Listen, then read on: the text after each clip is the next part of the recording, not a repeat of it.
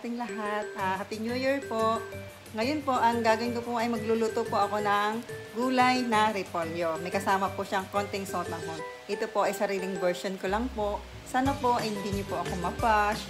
Dahil po hindi mo po ako ganun kabihasa magluto. Kumbaga po, ito po ay aming pananghalian lamang ng sarili naming pamilya.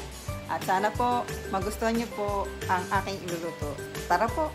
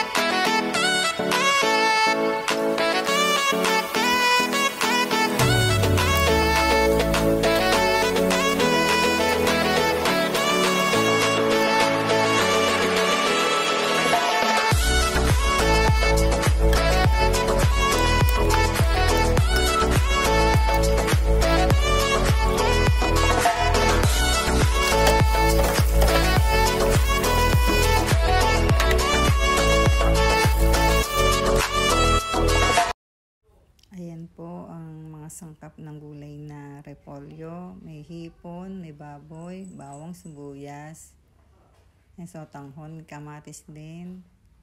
Ayan.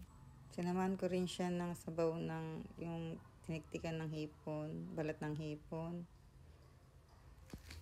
Ayan po. Ayan, simulan na po natin maggisa.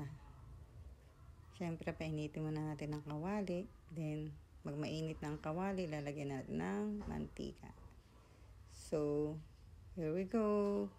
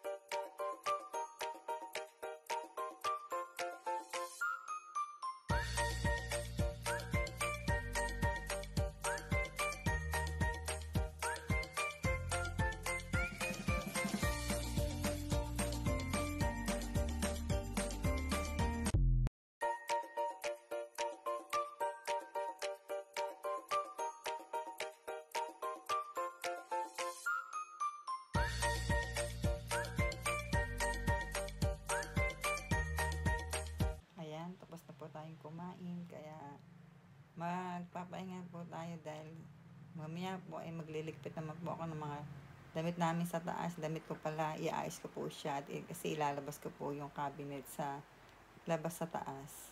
Kaya sana po please like and comment at saka pa-subscribe na rin po kung gusto niyo lang naman. Kung ayaw naman po, okay lang din po. Pero sana, at saka please click the notification bell para kung meron pa akong mga bagong upload na i-upload, sana po ay kahit paano, supportahan niyo po ako. Thank you po, bye-bye po, God bless po, ingat po tayong lahat.